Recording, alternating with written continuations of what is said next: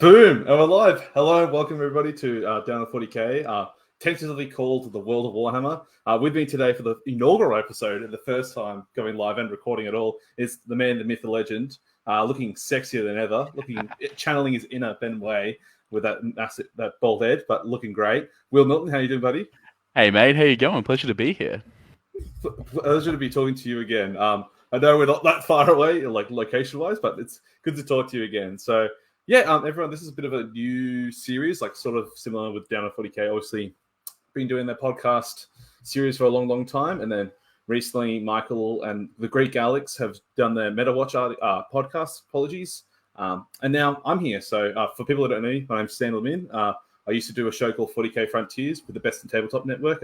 Unfortunately, that's come to an end, but now I'm here. So maybe I've downgraded or upgraded, whatever way you want to look at it. So no, definitely no. It's good to be here. So join my former co-host Ben Way on this network, and basically this show and like series of podcast interviews, it's all going to be about talking about the World of Warhammer, as the title alludes to. So talking to players all around Australia and focusing on the Pacific, talking to people who are locals and people who understand the Down to 40K network and leagues and various players all around the globe as well. So as it comes up, and starting with obviously talking to Will Milton today about the upcoming Northside Alliance Open, the Down Under 40K major that's happening this weekend, and just some other things. So obviously a new inductee of the Team Australia team, so the playing team, so going to Belgium to get a back-to-back champs, and then Hell yeah. And we'll cover also many other topics. So and so Alex Gleasos, as he says in the chat. So this show also is going to be live, so live on Facebook for the time being. We're hoping to go onto other platforms when we can. And unfortunately, this is not Frontiers, but this is a newer, better, improved show, because it's obviously my show. So we've cut the trash. No, I'm kidding. This is all different show. So yeah. So but before we get into the deep dive of things, Will, introduce yourself. So who are you for people who may not have heard about you and your legendary stories? Look, I am just a humble 40K player like everybody else who loves this mere hobby that we do. That is a lot of fun and pastime. So myself, I am from Queensland, Australia. So a little bit of a step away from the Down on 40K boys. Sam's recently come and joined us. I'm part of TNA. We run a lot of tournaments up here in Queensland. We're a local club that operates out of the north side of Brisbane. And I am a recent addition to Team Australia, traveling over to Belgium, as I've had a great intro from Sam over here. Excited to be on that team and playing also for Queensland and upcoming NZTC. And my faction focus is mainly on like stat check heavy army, so Imperial Knights, things along those lines. I may or may not be on the meta train of jumping on Dark Angels for the weekend, but we'll see how it goes. So yeah, that's me, mate. Look, the allure of Dark Angels can't fool us all. I mean, I was about to play Dark Angels this past week, and I may have had a couple of games. So, look, we sometimes got to chase the meta a little bit and give in to our low standards of playing Dark Angels. But shout out to all our Chaos brethren who play Dark Angels. And I swear that'll Amen to that. That'll be the only time we make the maybe Dark Angels joke. But from what I understand, Will, you sort of got into this hobby quite recently. So maybe do you want to give a bit of context? Like, so how long have you actually been playing 40K for? Yeah, for sure. So I think on paper I added up, it's actually roughly at the point now where I've been playing competitively for just about 2 years now on the dot. I played a little bit earlier than that, but I started tail end of 8th. I had like 3 or 4 games of 8th. And it came into 9th. Right-eye and bushy tail, I remember getting like smashed because, you're a new player, you don't know what's going on. You're like this exciting World of Warhammer and learning what's happening. So pretty much this edition, first time around, the wheel of faction releases and codexes and stuff being broken, like Jukari and Admech early, and then getting nerfed, and then the next wave of it with town custodes and whatnot. So it's been that's kind of me. I stuck on. So I got into the hobby, played a few games, played competitively for a bit, enjoyed it, and decided I want to get good. So jumped on Raven Guard of everything. And I love my little beaky boys. Played the successor with the advance and charge, and just decided to stick with it, see how far I could get for a year. Ended up going 6-2 at Adelaide, and I think coming top 20 for the first time I traveled. So that was 2022 Uprising. Just went from there, and sky's the limit. Kept going hard, and lots of work, lots of having fun, and meeting lots of people like Sam and lots of other famous people and fun times. So yeah, it's good. Yeah. Far from it. Far from it. I'm a nobody. But is that your coaching advice, Will Milton? So when you join Art of War, Vanguard Tactics, or premium services, is it just start with Raven Guard? That's the tech. Yeah, well, yeah. They keep advanced barrage. Yeah, you just run 30 Vanguard vets and learn how to move through a wall, and you're good. So yeah. There we go. That's all you need.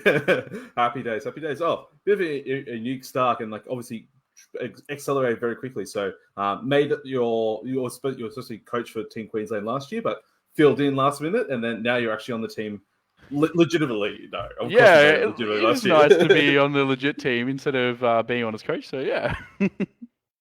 Oh, fantastic. But before we dig in, guys, so we have some plugs to do. So obviously part of the Down on 40K, this is a local community, local group. We have a Patreon, so patreon.com/down under 40K. Join in the links to the description down below.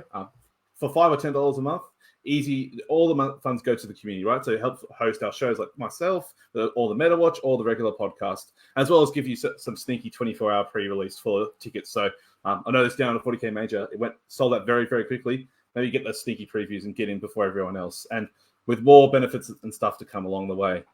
We also have Emperor. So Emperor obviously sells a bunch of hobby stuff and other goodies. But up to 20% off of Games Workshop goodies.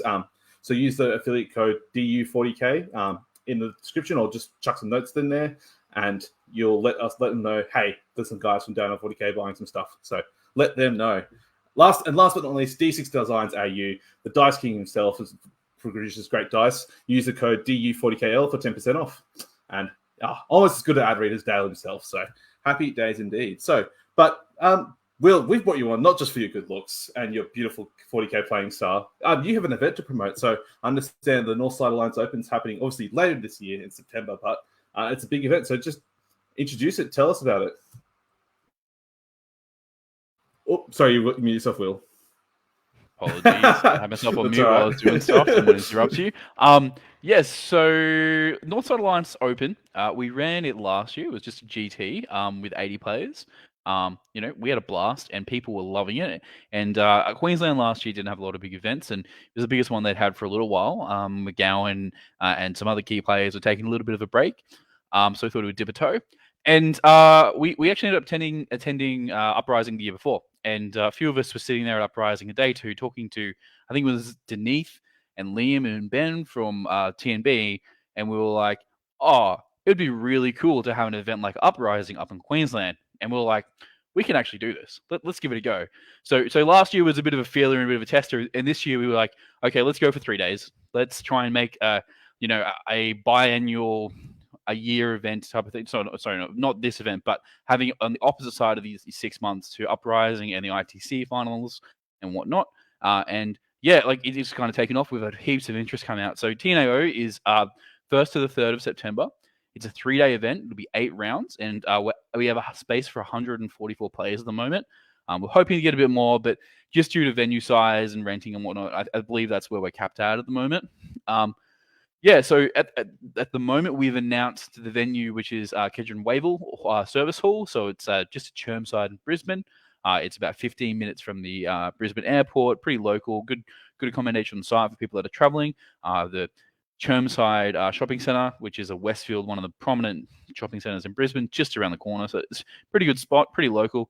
We'll have, alcohol and bar servicing, all that type of thing. But the main thing is this is going to be in 10th edition, and we don't know what 10th is yet. Well, some of us have ideas, but no one knows what it's fully like yet. So it's going to be pretty exciting to have a big event in 10th. It'll be a 3-day event for us, but also just a big, massive event, the first one of that edition in Australia.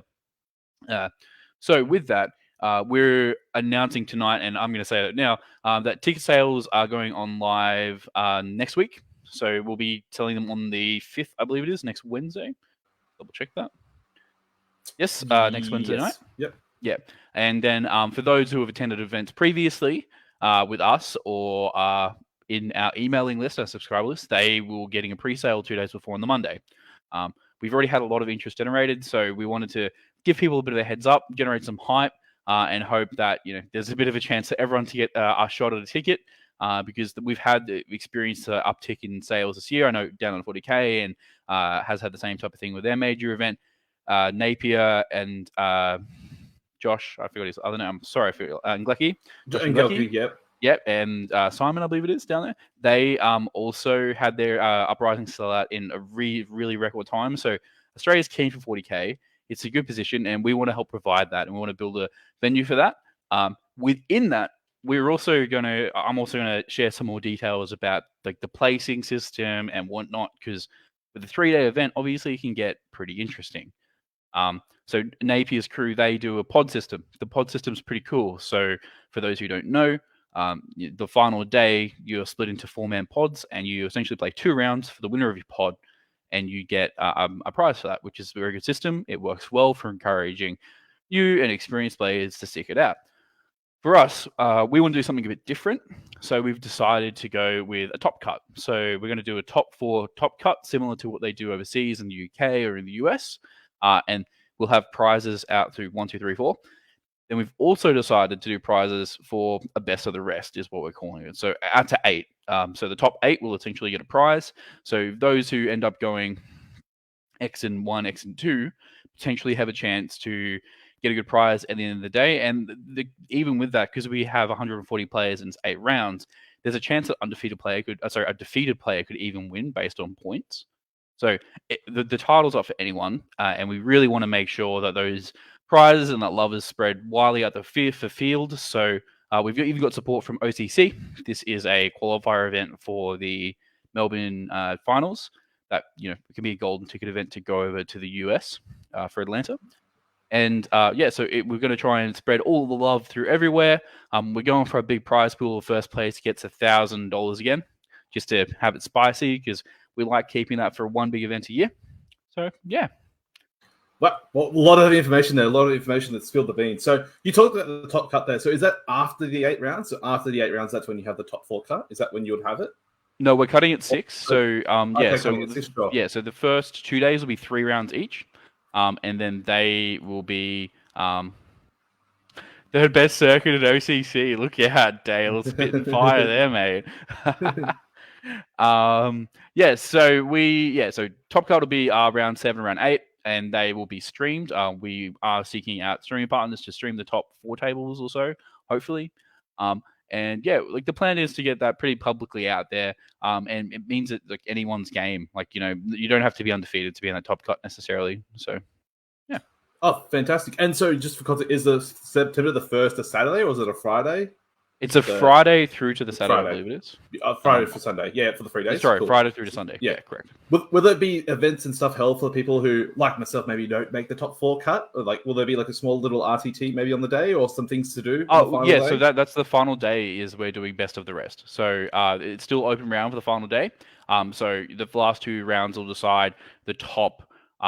Essentially the top 4 from the best of the rest. Sure, and then on top of that, we're also looking, this isn't confirmed yet, but we're looking at adding essentially prize support for the best of each win bracket. So if you're X and 2 and you're not in the best of the rest, you'll get a prize. If you're X and 3, you'll get a prize. So there's incentive to push to try and be the best in your bracket.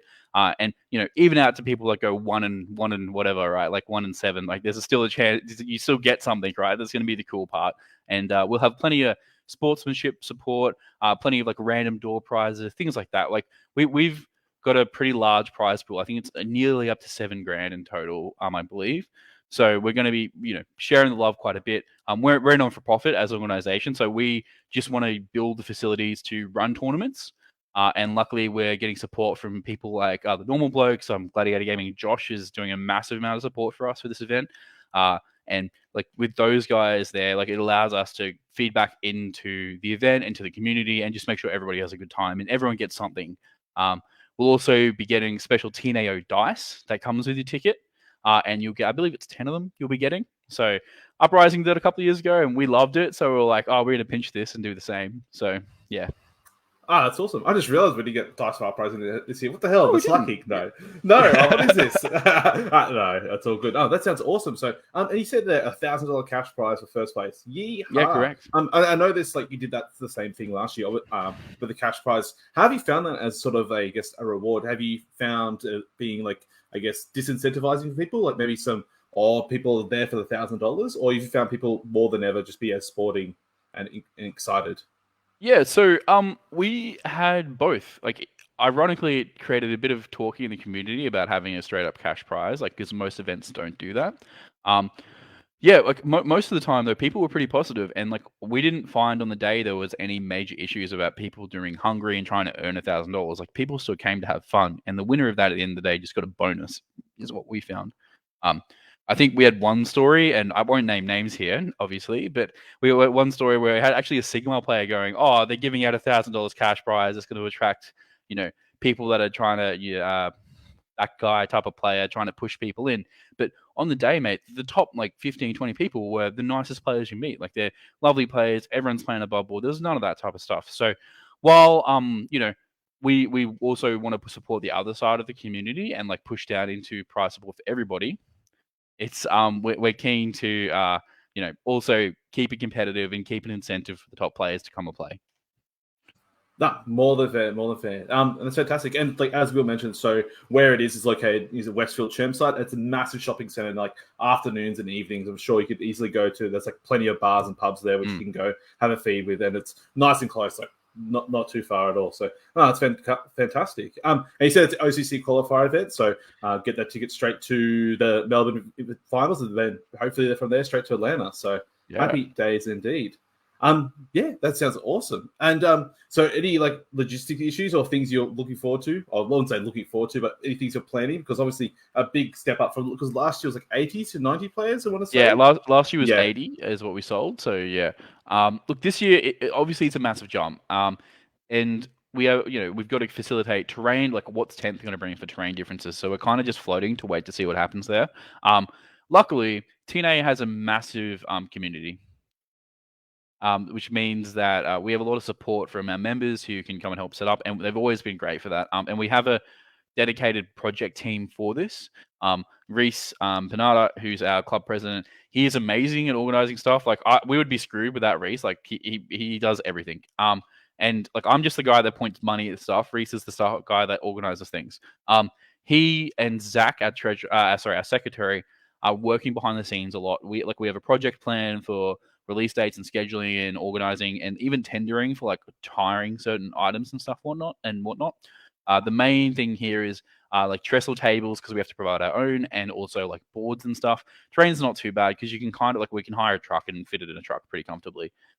So we're working with other local tournament organizers in Queensland to provide the boards and the tables and whatnot, just so like we can share the love. Like we may buy them, but then like in future, like say another team wants to use them for an event, we'll loan them out to them, like type of thing. Like we want to create community resources that everyone can use. Logistically, it's going to be good. I'm excited because I'm actually going to be TOing. So this will be just after WTC. I think it's about a month after. So I'm going to take a step back. I'm just going to have fun for the weekend, and I get to watch everybody else sweat for once, which is going to be cool. Nice and easy. Nice and easy. Happy days. Yeah. That'll be good. You go ahead, Will. Go ahead. Yeah, sorry. We've got McGowan, who's the OCC rep for Queensland. He's also going to come on TO for the event. So yeah, we'll have a full team. I think we're having about 5-6 TOs for the event, so we can just have people walking through, making sure things are right. And if you have a problem, you can just grab one. So yeah. Fantastic. And just a reminder for everyone, so there'll be a link in the description down below where you can find the events on Facebook, and links, tickets go on sale next Wednesday. So hit them up. So yeah, fantastic. But the major event also this weekend, and you're attending it yourself, Will, is the Down Under 40K Major. So the first ever major round by the Down Under 40K circuit. So how excited are you? Is this your first ever Down Under 40K event, Will, or you've been to a couple before? I have been to the teams event. I went with Eric Lathuros, Nick Argent, and Paul Gurney and Josh McGowan last year. It was a blast. Yeah. Now, this event for the weekend's looking pretty good, man. I do have to say, it's looking pretty spicy. You've got most of the top players in Australia are coming along, except for Liam, pretty much, and a few Queensland boys. So it's going to be pretty tight time, and the list's looking pretty good. Oh, I just saw Bale.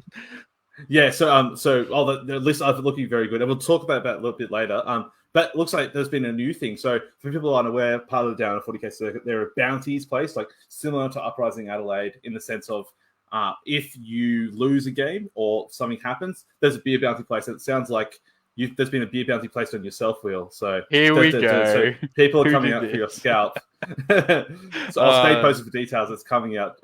So The events are looking over 100 players held at the Medallion Social, the first ever like 6-round event held by Down to 40K. What do you think, Will? What are your thoughts heading in? So obviously we had the preview by the Greek himself, Scotty D49, It's and really good. Ben Way, out earlier this week. So obviously, I think this will be released on the Down on 40K podcast feeds as well. So if you want to have a listen, or you're listening to right now, it'll be on there as well. So, but heading in, so obviously you said predetermined layouts, got some certain missions, some missions I don't agree with, but look, it is what it is. It's a different layouts. What do you think, Will? So heading in, what were some of your thoughts heading in? Like, what did you think looking at the terrain? Yeah, look, I initially was like, these are very interesting boards.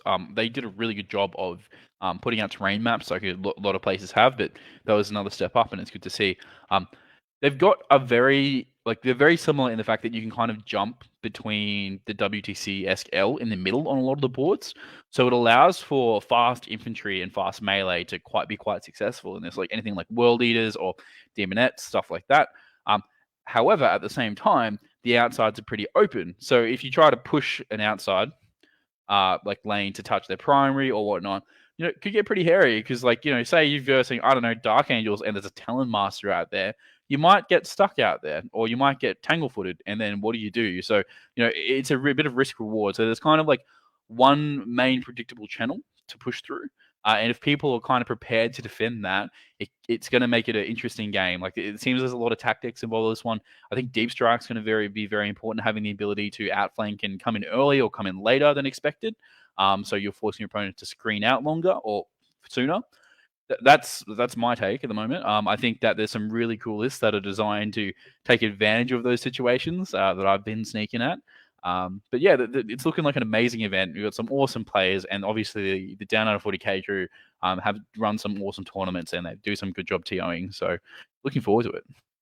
Yeah, as we said, it's going to be a stacked event. A lot of people attending. So from across Australia. So we've got some people from Victoria, from I believe from SA, and yourself from Queensland, and even international, and Finn Decker from New Zealand, and the Kraken cast. So, but who are your favourite New South Wales? Obviously, down to 40K circuit or down to 40K focus on New South Wales. Who are your top three favourite New South Wales lads? Not just in terms of personalities, because obviously, we'll leave that alone. But who are your top three heading in? And why? So what are some of your top three lists or people going in? Maybe you can for New South Wales specifically, I would have to say it probably comes down to the Team Oz guys at the end of the day. Like, they are the top of their meta at the moment. So you'd put so Chris Wright would obviously be. Chris Wright's one of my number one picks to win. I don't know if he is number one. Eric competes with him pretty hard, but so Chris, Brody, and Maka, and I'd also have to say the Greek himself. Like, those are my four main picks, but I know you've still got some pretty side picks that could be out there. So Damien, who I believe is running Dark Angels quite a bit. You got boys down in New South Wales that still go pretty hard. The Brodies,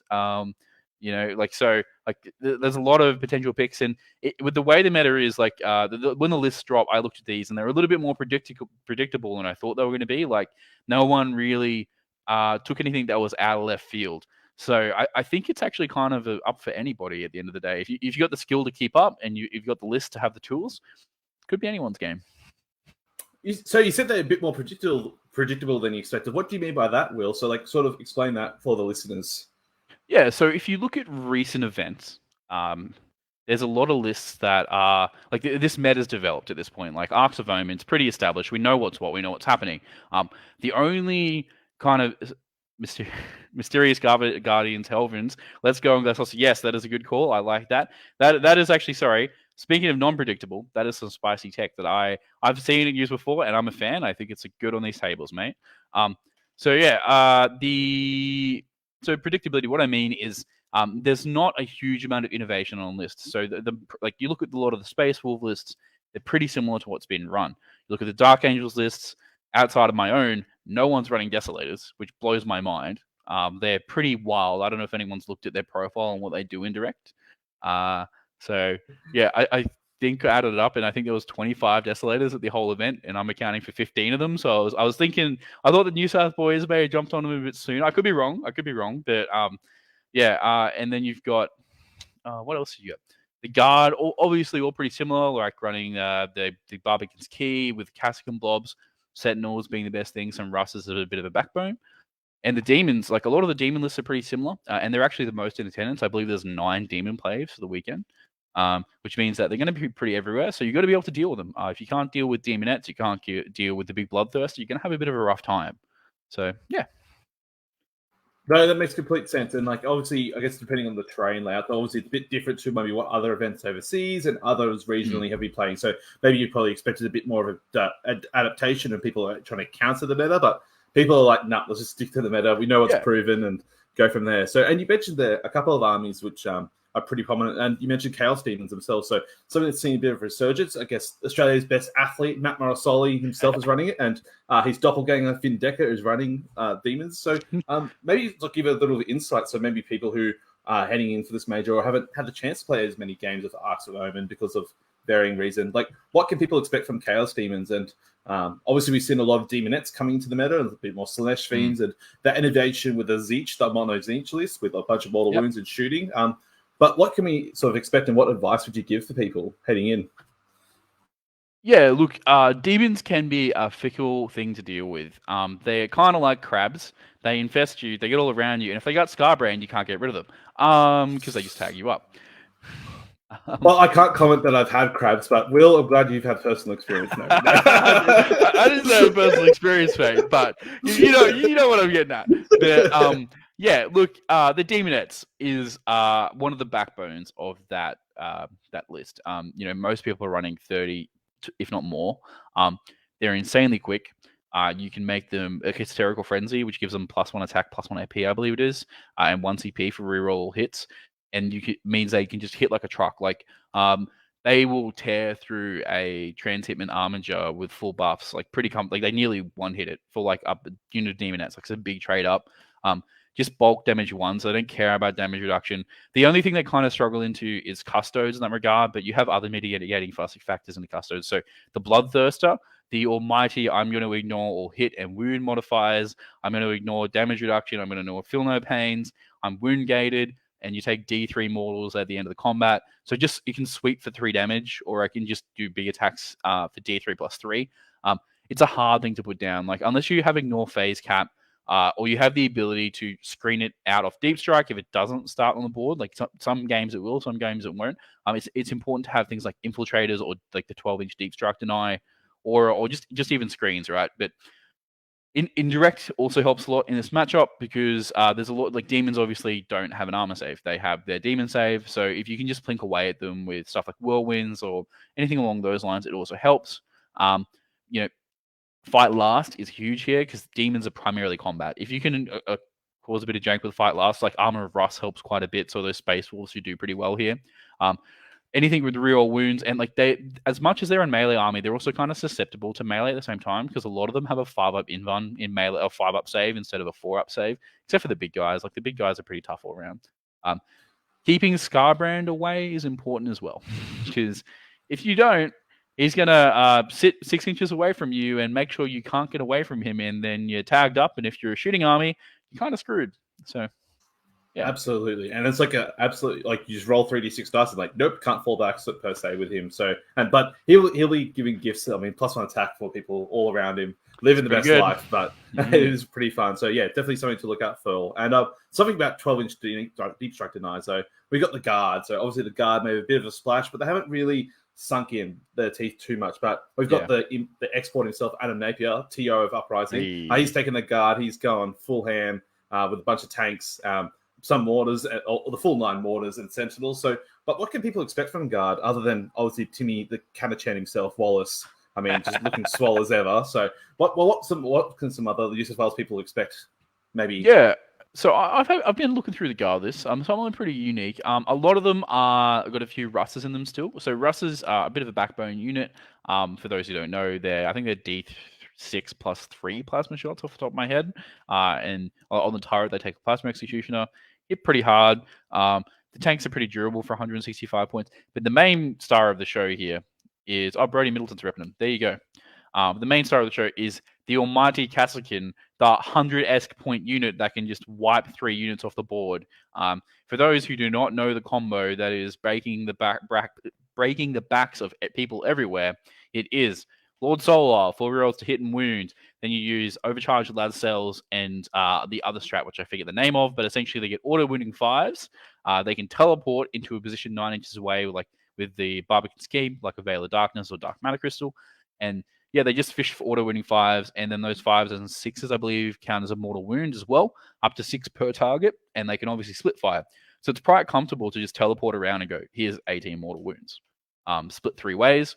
And like they will pick up a lot of stuff. Like on average, I was playing knights into them, and it's a nightmare for knights. Like guard isn't great for knights in general, but it picks up 2.5 armages pretty comfortably, and so it's very hard to screen.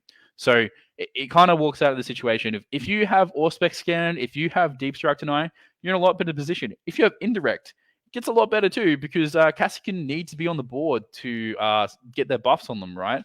There obviously are some other versions like you can take.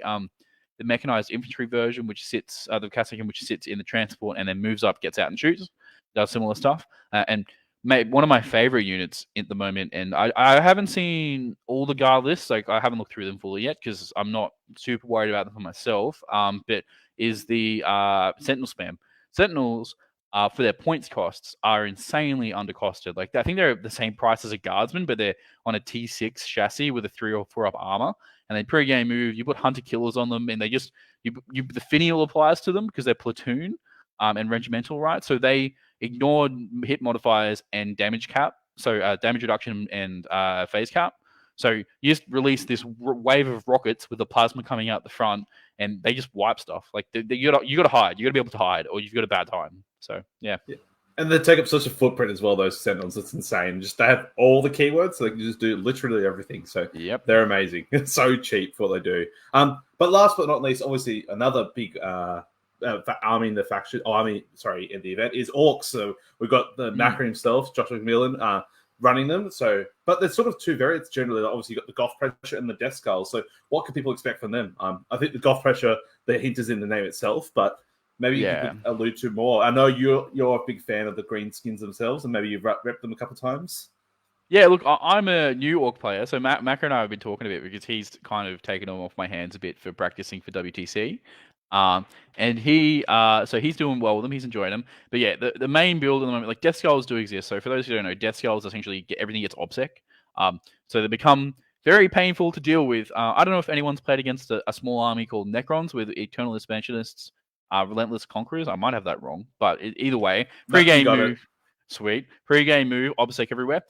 They're a bit of a pain because you might leave one alive, and if you don't have an OBSEC unit, oh look, my objective's gone. I'm getting a 4 on primary. So Orcs in that position, and especially with how fast Orcs can be, and deceivingly durable when you set them up in like snake bites.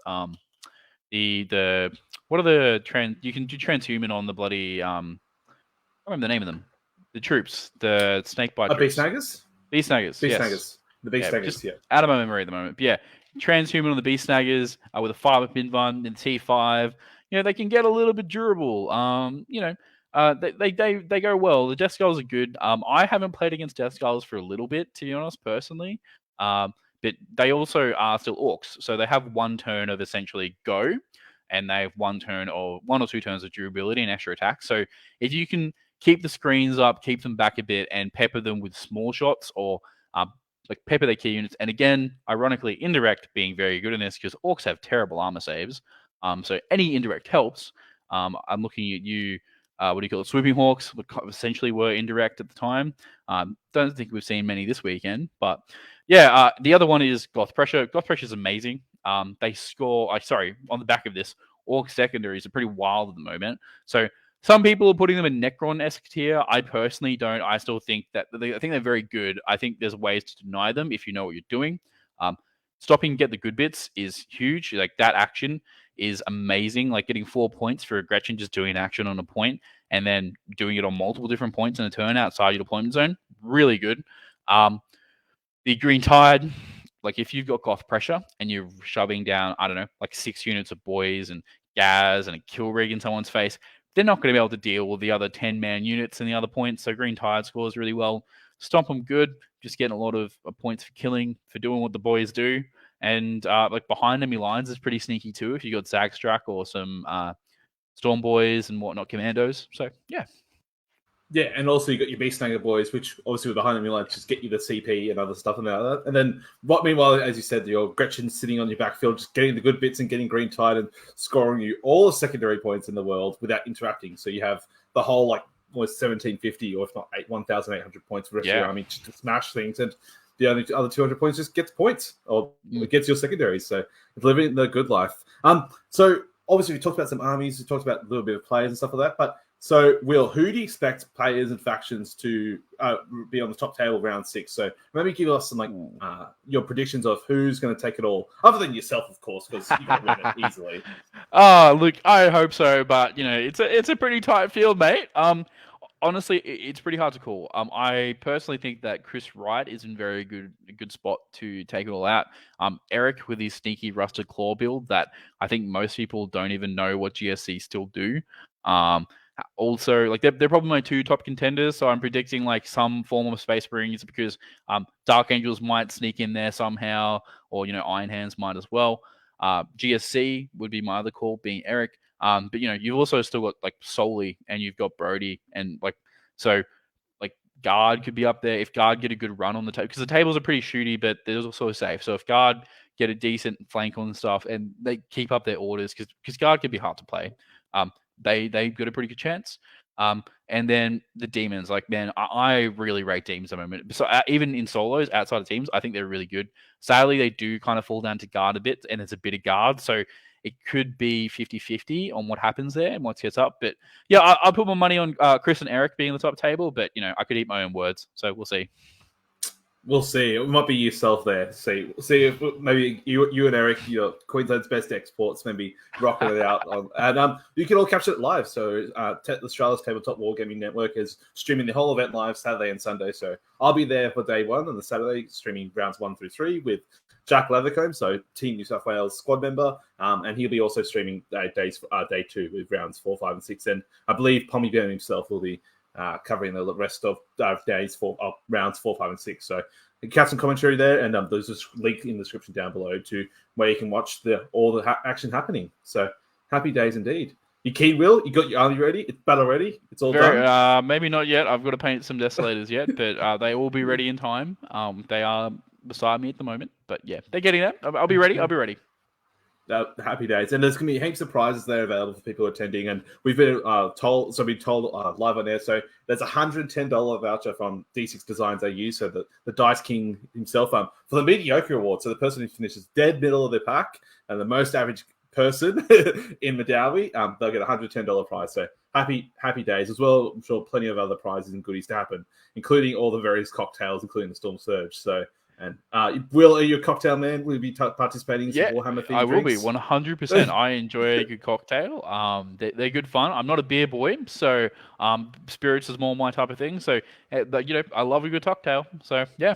There we go. Happy days. So, Will, will this be your last event before ANZTC? Is this like your last major singles event before the teams event? The big teams event, actually ANZ Team Chips? Yes, 100%. We did have another event up in Queensland going on, but it's turned out a bit too close to the event. So the team is going to take a little bit of a break and go back in the kitchen to cook up some sauce and some spice. I believe we have a balanced data slate coming out potentially tomorrow or next week. They did say it was post-Adepticon, so we may see a bit of a shuffle from all the teams around Australia, and that means we've got to go back in the kitchen and cook up some interesting lists. So very exciting. This is what you'd call like the event, the capstone of the first half of ARCs, which is really cool as an event to have and a thing to be. So that's awesome to see where the meta kind of ends and where we go from here. Yeah, fantastic. So you mentioned their team. So we had a question. So for people who are unaware, so as part of this show and I'm sure other shows as well, you can always post questions to the guests. So in the Down on the 40K Discord. So we have a question from Dan himself. So you talk about like the culture of teams in Southeast Queensland. So they seem to be all about it and all getting around it. So is that why is that? Is it just you guys focus on it so much, or has it been pummelled into you like teams, or what's been happening? I think it's a number of contributing factors, mate.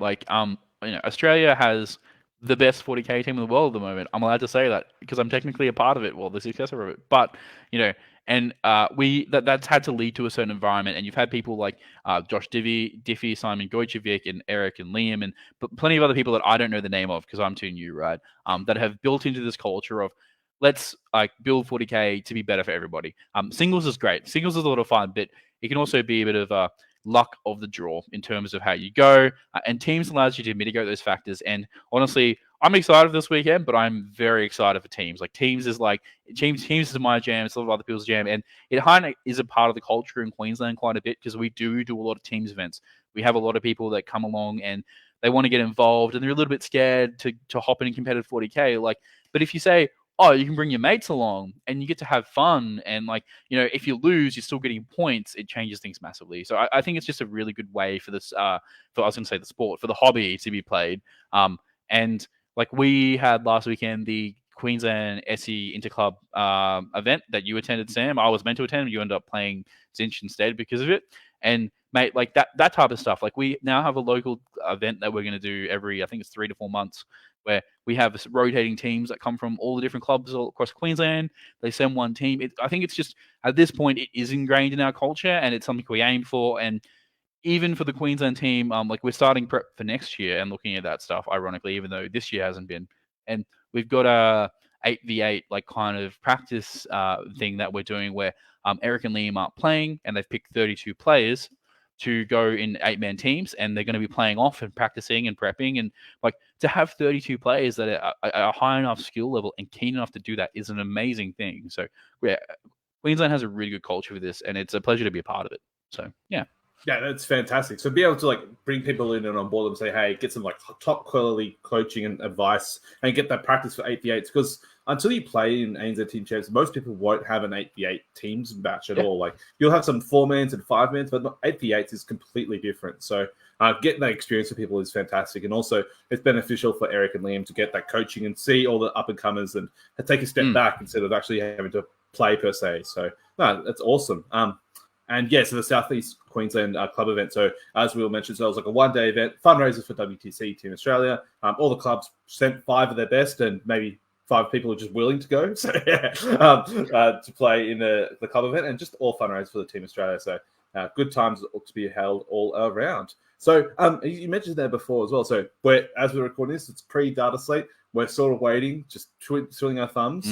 How do you sort of prepare for this? So obviously you have the ANZ Team Chats. It's just less than a month away, or actually just over a month away. What are you guys sort of doing in the background? So to prepare for this, are you just sort of like getting some practice in, just getting things ready, and then once the data set drops, we go, and then from the head, or what's happening?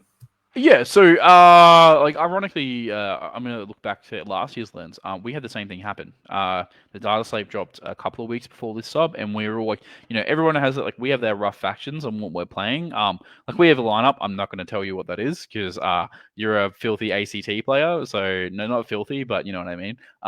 At the moment, the enemy. It's okay. You meant it. The ACT player. It's okay. I don't expect anything else. And look, I'm on a New South Wales stream, so I don't really want to give any secrets away, but we've got lineup for what we're doing and what people are playing. However, obviously, within that likely is the top factions in the meta. There's a chance, and I think there's more than a chance. I think Iron Hands is at a 75% win rate this week. Like, we're going to see stuff like that, like, probably take a fair punt. Like, Dark Angels, I think they're going to lose Transhuman because they're actually obnoxious, or they might just lose free war gear because having 700 points of free war gear is too much. But like things like Demons and Guard and even World Eaters could take a hit, right? So that's going to push, I don't think Orcs will, but that's going to push all those factions up in a bit. So the lineup changes because you go, okay, well, who can play this? And then what gets taken up? So T-Sons are looking pretty good. Like they're not doing well at the moment, but they still have a lot of tricks and a lot of jank, and they still do it right. So if they get a bit of love, they might be okay. The Humble Necron, somehow you see people like Liam and Nathan and like Craig Sumpton doing well with them, and they're still down in the dumps on win rate, so they might get pushed up, and we might get that almighty OBSEC scoring machine back for another season. So we'll see, mate. Like I guess, yeah, lineups picked, go from factions from there, and we've just got to adapt as it comes and go hard, go in. Like I've got work off over Easter. I'm going to go hard and play as many games as I can post balanced data slate to see what we can come up with. Not fantastic. And to hear more also about Team Queensland, so part of this series, we'll be talking to so Eric, Denise, and Josh McGowan from Queensland about their prep and heading into this event. So we'll get a more glimpse into it. So Eric being the captain of the major team, Denise of the Mercs team, and Josh McGowan being TO and player, and just all around extraordinaire. I mean, that guy has a busy plate. Bloody hell. I could not imagine running and TOing event and playing in 8v8 plus doing everything else. That's You should have seen crazy. his terrain prep, mate, for the Gladiator Teams event. He was sending me photos. He made and painted all those tables in I think about 2 weeks because like from scratch because he didn't have many WTC tables. So the man is on a mission to make this community the best we can, and like we wouldn't have 40k in Queensland without him. No, good on him. Good on him.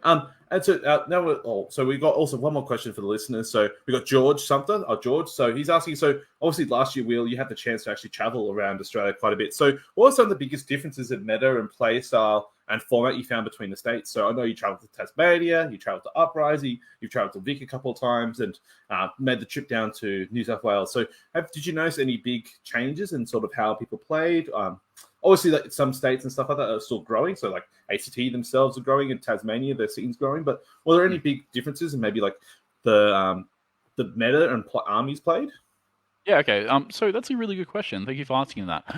Let me think about that for a second. So I guess the main thing is Australia, ironically, has pretty similar terrain. Like Napier's terrain is pretty synonymous around Australia at the moment. I haven't been to WA, so I can't comment on that. But everywhere else I've been, it's pretty similar. The Tassie guys are some of the loveliest dudes I'll ever meet. Like honestly, they're beautiful, kind souls. They had a pretty like on meta approach. When I was traveling, it was all kind of pretty similar. Like the Nids were still at the top, Harlequins are still up there. So those things were kind of still in the same. Their tables are a little bit more open than I thought they would be, which lent itself into one thing. But then it turned out Uprising tables are kind of similar, so it wasn't too far off where we were sitting. Vic was really interesting because I believe we used Dean Sinbeck's terrain when I played at the Masquerade, which Jeremy Martino, legend, he runs that.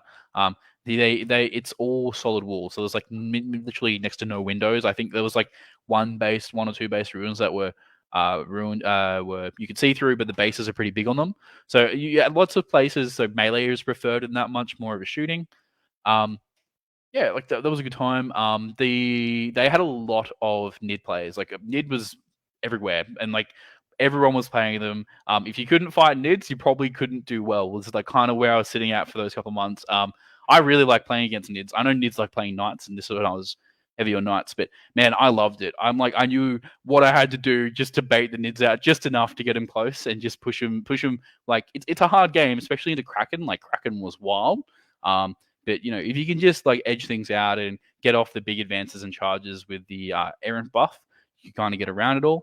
And then Uprising. Uprising was really cool because obviously you have the best players around Australia, and then just people coming down and around in general.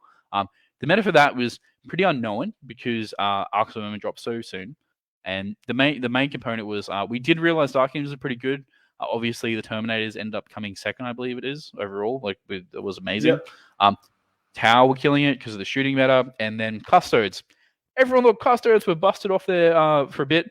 Look, they're really, really good. They're not busted because they still don't shoot super well, and they still only move a certain distance. So if you can kind of bait them out a bit, you can get around it. So, but yeah, I don't know, man. I would have to say that in general, the Australian scene is quite similar across the board.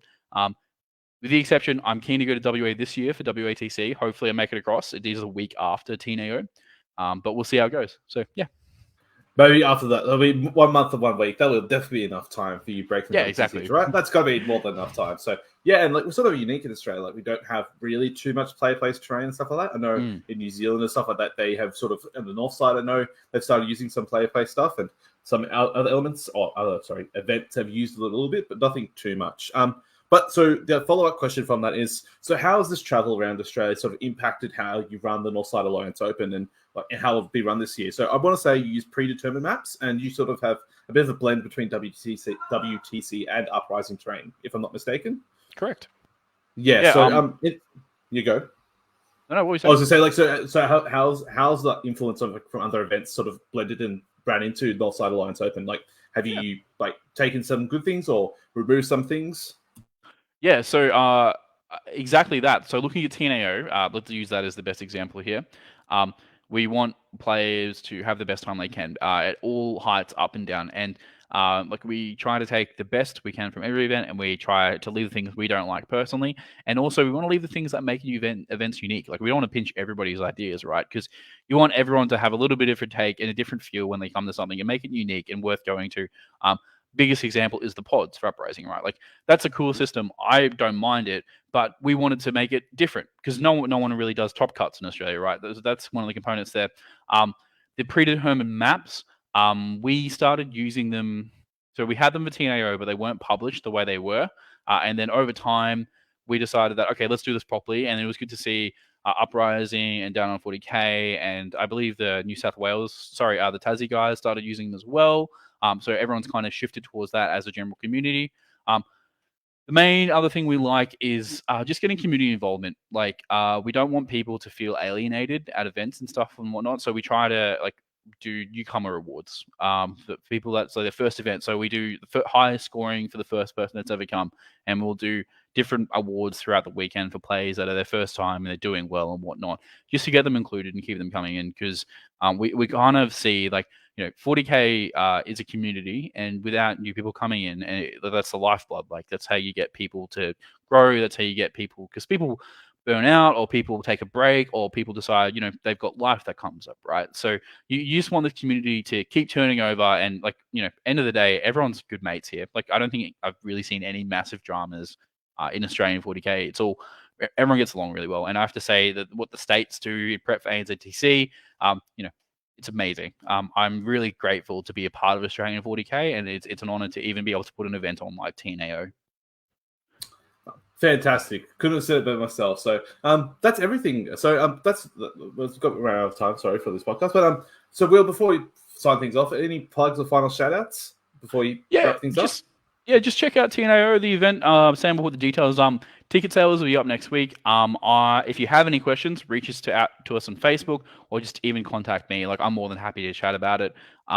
And in general, if you're busy and you want to check out a club, or if you're up here one weekend, we do Friday games on a Friday night. Sam's come down a few times now.